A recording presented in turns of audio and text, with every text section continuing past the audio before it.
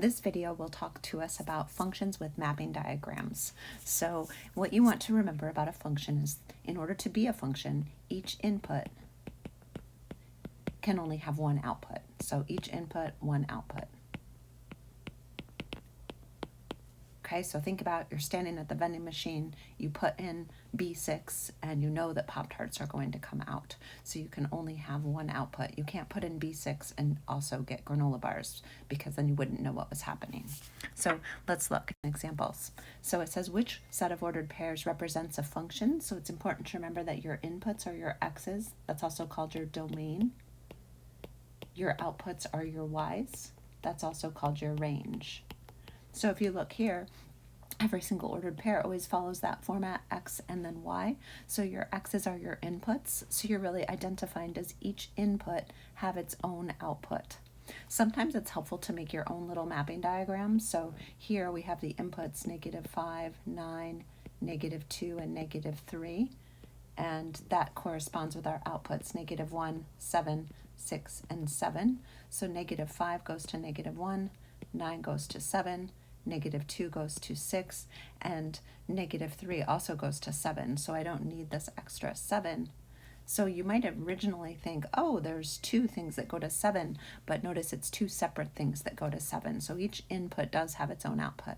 So I'm looking for an input that repeats but goes to a different output. So here, -3 and -3, they both go to different things. So we've got a -1 and a 4. So that is not a function.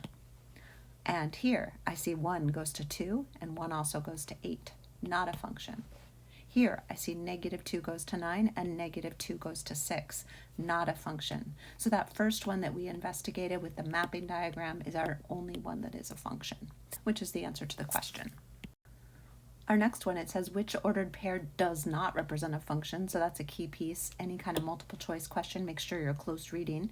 So which one does not represent a function? That would mean which one, when you do a little mapping diagram, has an input that goes to two different outputs. So let's say 1 goes to 2 and to 3.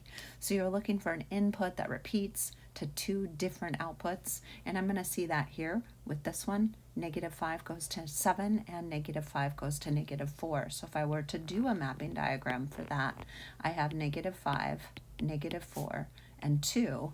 And then for the outputs, I have 7, -9, -4, and -6. So -5 goes to 7, -4 goes to -9, -5 goes to -4, and 2 goes to -6. This is not a function because right here, -5 goes to two different places.